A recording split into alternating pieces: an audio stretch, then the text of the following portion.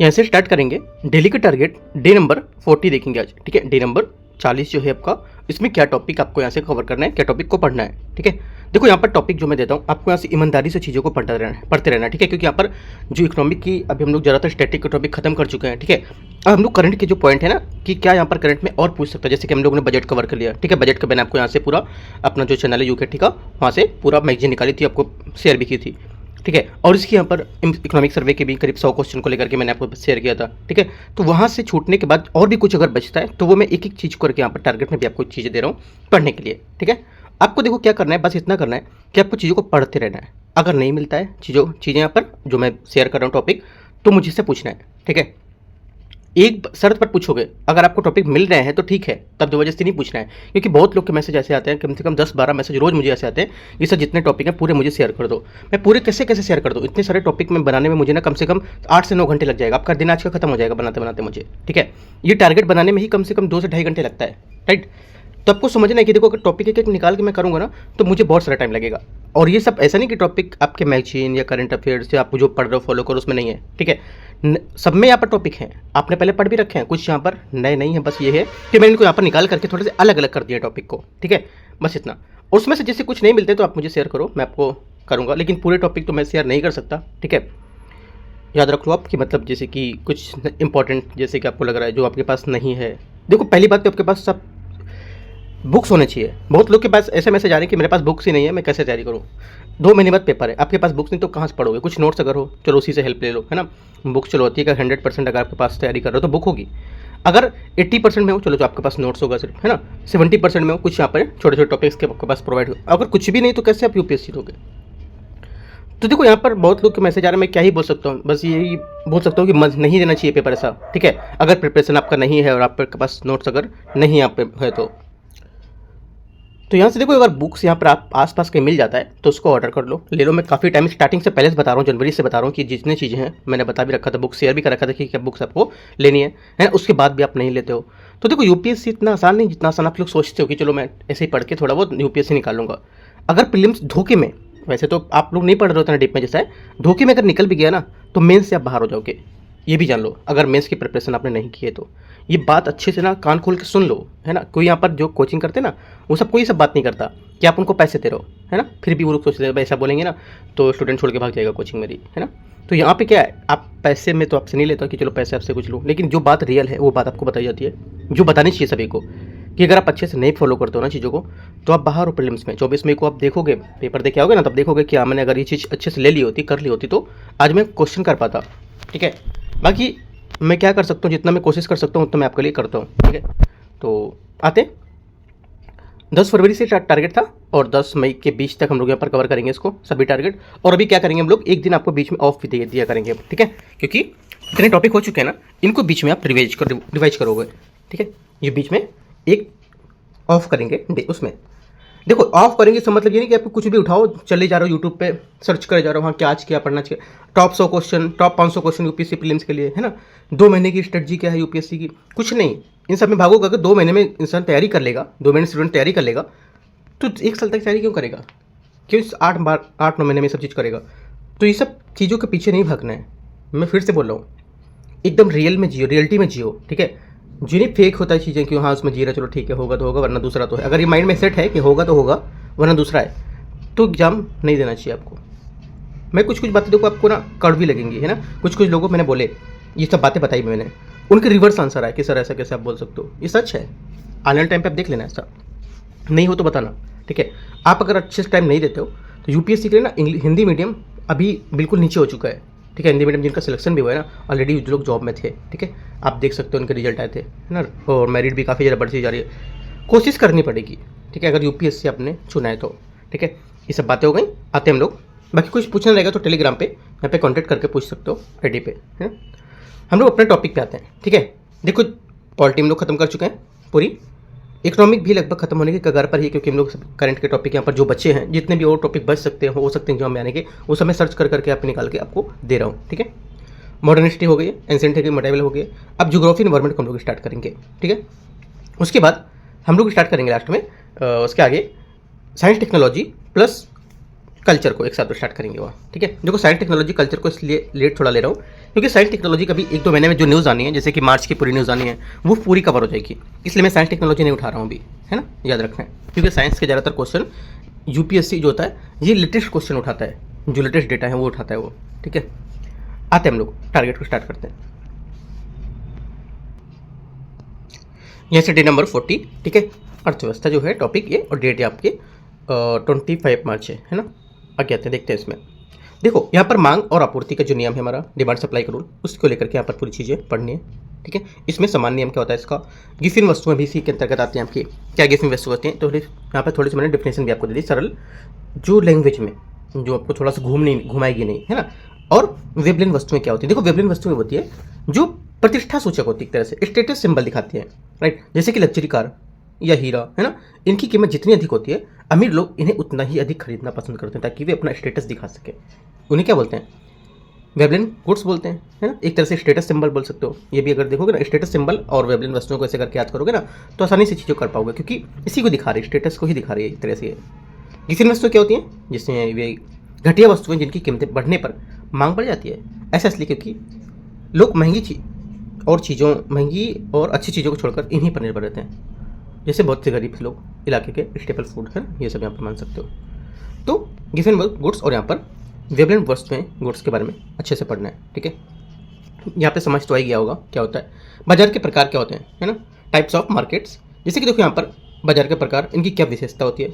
एकाधिकार बाजार जो होता है ना, ये जब बाजार में केवल एक ही विक्रेता सेलर हो, उसकी कीमत पर पूरा नियंत्रण होता है, वो हमारा एकाधिकार हो जाता है। एक तरह से मोनोपोली कर रहे हैं, है ना। जैसे कि मान लो मोनोपोली करने का मतलब मैं हूँ यूकेटी चैनल है हमारा, ठीक है। मैं एक ही चीज़ मतलब बहुत अच्छे से चीज़ों को सब बता रहा हूँ, सब करा रहा हूँ, लेकिन हमारी फीस भी बहुत महंगी है और दूसरा कोई कोचिंग वाला इतना बढ़ा ही नहीं रहा है, तो क्या मेरी मोनोपोली होगी, है ना। तो ये मोनोपोली होती है, मतलब एक तरह से उसका पूरा नियंत्रण है उस बाजार क्षेत्र में, राइट। जैसे कि आप मान सकते हो चाइना, मान सकते हो ना, चाइना में मोनोपोली एक तरह से पूरा नियंत्रण कर रखा है, अधिकार कर रखा है। नॉर्थ कोरिया मान सकते हो, है ना, मोनोपोली। तो ये चीज़ें आगे आते हैं। उदाहरण यहाँ पर देखा भारतीय रेलवे, IRCTC एक तरह से बोल सकते हो, राइट। आगे अल्पाधिकार क्या होता है, ठीक है। देखो अल्पाधिकार जब बाजार में कुछ बड़ी कंपनियां, दबदबा होता है जिनका, और इनमें कड़ी प्रतिस्पर्धा होती है, राइट। जैसे कि टेलीकॉम कंपनी जियो एयरटेल, है ना, कार कंपनियां भी हैं, ठीक है। तो यहाँ से अल्पाधिकार में आ जाएगा हमारा। पूर्ण प्रतियोगिता, ये किस में आएगी, जहाँ बहुत सारे खरीदार और विक्रेता होते हैं, एक समान जैसा होता है। उदाहरण के सब्जी बाजार या अनाज बाजार। तो यहाँ पर देखो तीनों बातें आपको पता होनी चाहिए कि एक अधिकार क्या होता है, अल्पाधिकार क्या होता है, पूर्ण प्रतियोगिता क्या होती है, ठीक है। आगे आते हैं। उपभोक्ता अधिशेष जो है ये क्या है, इसके बारे में डिफिनेशन क्या इसकी होगी, इसका फॉर्मूला क्या होता है, ये पूरा यहाँ पर दे रखा है, ठीक है। इसको रीड करना है। आगे यहाँ पर इसका एग्जाम्पल दे रखा है कि मान लो देखो, जैसे कि यहाँ पर आप एक शर्ट के लिए 1000 रुपये देने के लिए तैयार थे, लेकिन सेल में वो आपको 700 में मिल गई, है ना, मिलती है, जो भी आता है सेल कौन सा, बिग बिलियन डेज में, है ना। तो क्या होगा, कितने मिल जाएगी, और आपका 300 रुपये कंज्यूमर सरप्लस हो गया। एक तरह से आपका एग्जाम्पल हो गया कौन सा, ये इसका एग्जाम्पल बताता है कि उपभोक्ता अधिशेष का लेकर के, ठीक है। आगे आते हैं। नेक्स्ट टॉपिक यहाँ पर है महिला श्रम भागीदार दर, फीमेल LFPR। इसमें क्या होता है, ठीक है, इनकी अवैतनिक जो देखभाल कार्य होता है इसमें, ठीक है। शिक्षा रोजगार को लेकर बेमेल से होती है, इनकी योग्यता सुरक्षित नौकरी में कमी देखी जाती है। वेतन अंतराल को लेकर के यहाँ पर इनमें थोड़ा सा वो दिखाते हैं कि गैप दिखाते हैं कि इनको ज़्यादा मिल रहा है, इनको कम मिल रहा है, राइट। तो इनको गैप को ख़त्म करना, एक तरह से वेतन अंतराल जो जेंडर वेजेस गैप में आ जाएगा आपका। और सामाजिक मानदंड इनका क्या होता है, ठीक है। कौशल अंतर, स्किल गैप को लेकर के यहाँ पर डिग्री होने बावजूद भी यहाँ पर क्या कुछ कारण, जैसे कि पुराना पाठ्यक्रम, है ना, पढ़ाया जा रहा, जो आप वर्तमान जो इंडस्ट्री है उसमें मेल नहीं खा रही। जैसे मान लो हम लोग ने काफ़ी पहले पढ़ा है, तो वहाँ पर AI सब्जेक्ट नहीं था, अभी क्या AI सब्जेक्ट को लेकर के ऐड करने को लेकर मांग की जा रही है ना। तो ये सब है। बहुत टाइम पहले क्या कंप्यूटर भी सब्जेक्ट में नहीं था, अभी क्या ज़्यादातर क्लास 3rd 4th में ही कंप्यूटर को ऐड कर दे रहे हैं। हम लोग के भी क्या है 10th तक में भी कंप्यूटर शायद होता था, है ना। तो ऐसे करके इतना दिखा रहे हैं, राइट। आगे आते हैं। इसे पूरा आपको पढ़ना है, ठीक है। कौशल को लेकर के यहाँ पर कैसे चीज़ों को ये गैप में बताई जा रही है ना। डिग्री का मूल्य भी हो रहा है यहाँ पर, डिग्री की संख्या बढ़ रही है, लेकिन उनके जो गुणवत्ता कंपनियों के उम्मीदवार उनको नहीं देखे जा रहे हैं, राइट। डिग्री तो बढ़ती जा रही है, लेकिन उनके उम्मीदवार वैसे नहीं मिल रहे हैं। जैसे मान लो एग्जाम्पल दे रहा हूँ मैं, UPSC तैयारी करने के कितने 10 लाख लोग 10 लाख लोग हैं, ठीक है। और सिर्फ चुने कितने जा रहे हैं, 1500 या 1000 वैकेंसी होते हैं या फाइनल होकर जाते हैं। तो वही है कि यहाँ पर देखो, जो यहाँ पर एक तरह से डिग्री का UPSC वाले अमोदन वाले बहुत हैं, लेकिन यहाँ पर कुछ ही जो है वो वहाँ पर जा पा रहे हैं, जिसको जरूर मतलब जिसके यहाँ पर उसके पास उसी योग्य हैं जो, है ना, उस योग्य मतलब कहने का प्रीलिम्स पास किया, मेंस पास किया, इंटरव्यू पास किया तो उस योग्य हो गए वो। ठीक है, तो ये ठीक है। तो देखो अच्छे से कोशिश करना है, अच्छे से तैयारी करो। आप एक एक चीज़ मैं आपको बताता जाता हूँ, समझाता जाता हूँ, चीज़ों को दे रहा हूँ एक पढ़ने के लिए भी, है ना। ये तो नहीं कह रहा हूँ कि टारगेट आपको ये दे दिया, ये 2-3 टॉपिक अब जाके पढ़ के आओ। ये भी बताता हूँ कि अगर कुछ टॉपिक आप ढूंढो नहीं मिलता है तो मैं आपको शेयर करूँगा। अब देखो आपको स्टार्टिंग जैसे मॉर्निंग में 9 AM टॉपिक देता हूँ, ठीक है। 9 से 9:30 के बीच में आपको टॉपिक पहले तो क्या करना है, करीब आधे घंटे इनको पूरे पढ़ना है, देखना है, रीड करना है चीज़ों को। उसके बाद अपने टॉपिक को ढूंढना है कहाँ पर टॉपिक, जैसे ये सिलेबस मैंने देखो इसी वजह से मैंने क्या कर देता हूँ, ऊपर मेन पॉइंट दे देता हूँ, मेन हेडिंग दे देता हूँ। इस हेडिंग के अंतर्गत ही आपका पूरा आएगा। जैसे मान लो महिला श्रम भागीदारी दर है, इसको लेकर के मैंने पूरे टॉपिक अंदर से आ रहे हैं, है ना। ये तो नहीं दे दिया मैंने कि आपको भी अंतराल पढ़ के आना है, जिसके अंतर्गत आएगा। तो मेन टॉपिक आप यहाँ पे सर्च करो, देखो आपके कहाँ पर है, आपकी बुक में, आपके नोट्स में, ठीक है। मिलता है तो ठीक है, नहीं मिलता है तो आप मेरे को बोलो, मैं आपको टॉपिक प्रोवाइड करा दूंगा, ठीक है। लेकिन पूरे टॉपिक कोशिश करो कि नहीं मांगने के लिए, क्योंकि मुझे एक टॉपिक को बना के PDF देके आपको अच्छे से देना होगा।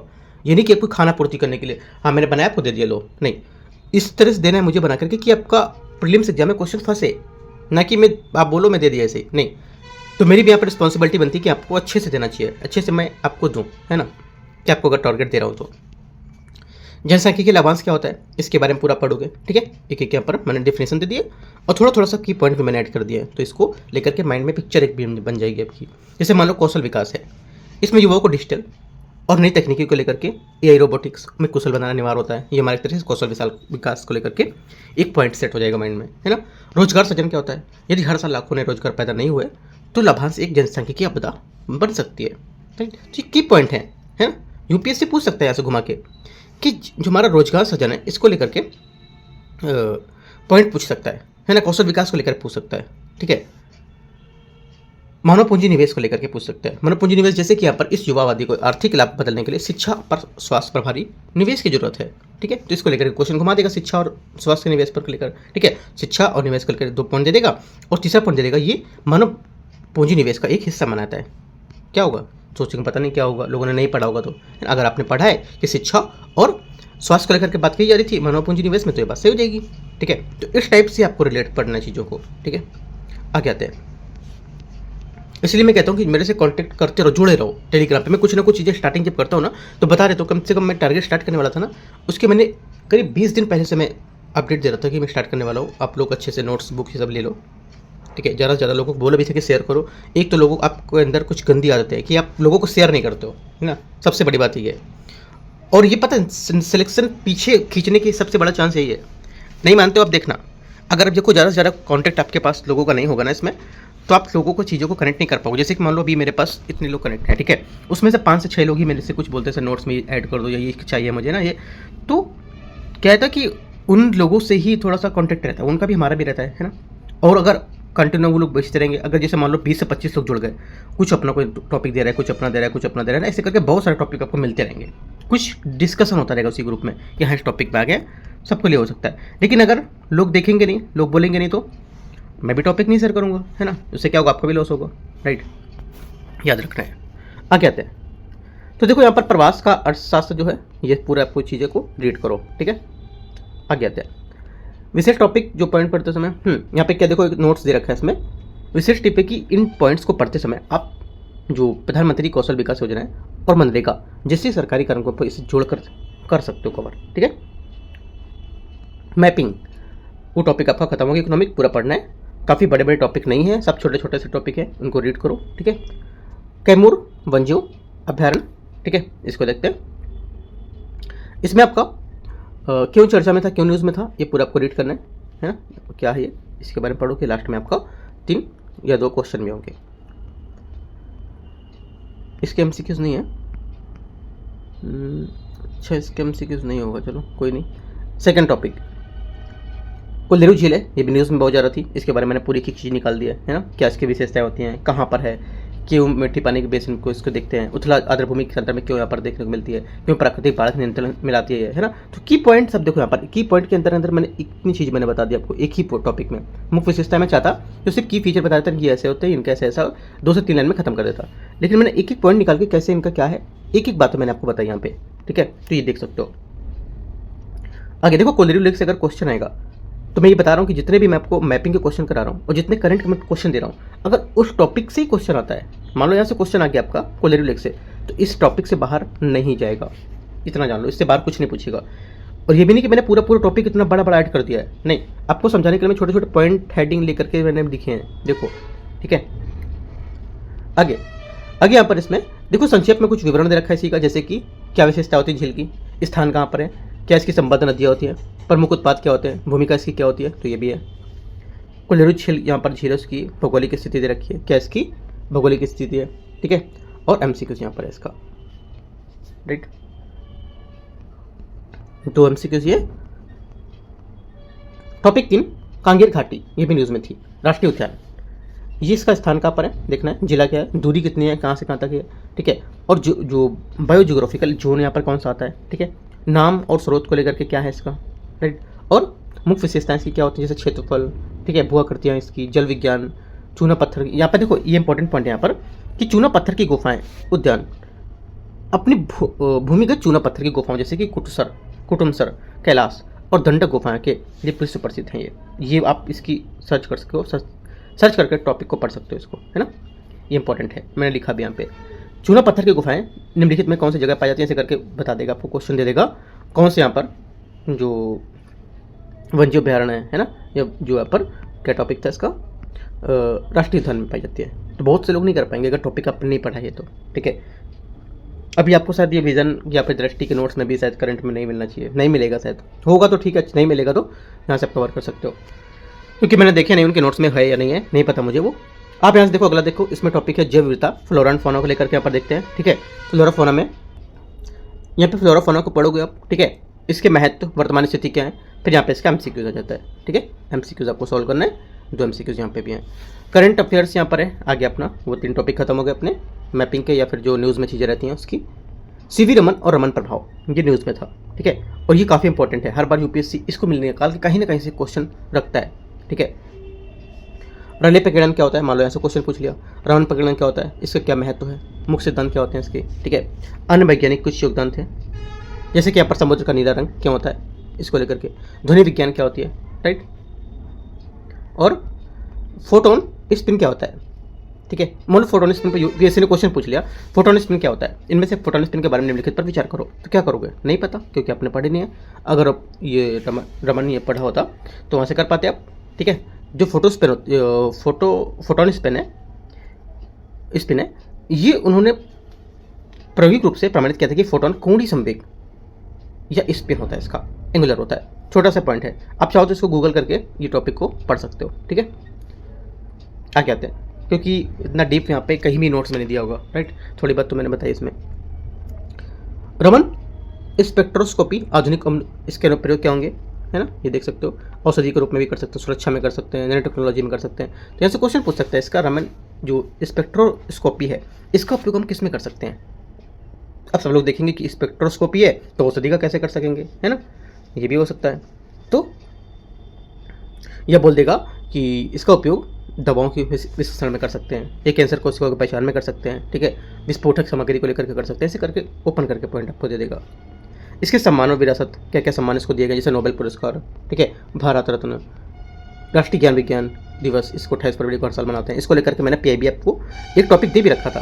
पीआईबी का जो टॉपिक था यहाँ पर, अभी जो करंट अफेयर्स में करा रहा था, 28 जो फरवरी था उसका टॉपिक मैंने ऐड कराया था आपको यहाँ पर। आपने अगर कंटिन्यू करते आ रहे हो ना करंट अफेयर्स तो मिला होगा टॉपिक ही वाला, ठीक है, मुझे याद है मैंने कराया था, मैंने बताया भी था कि जो अगला 28 फरवरी आएगा उसको भी मैं आपको कवर करूँगा यहाँ पे। तो यहाँ पे 2 क्वेश्चन है, ये भी आपको करने, यहाँ पे 3 क्वेश्चन है, ठीक है।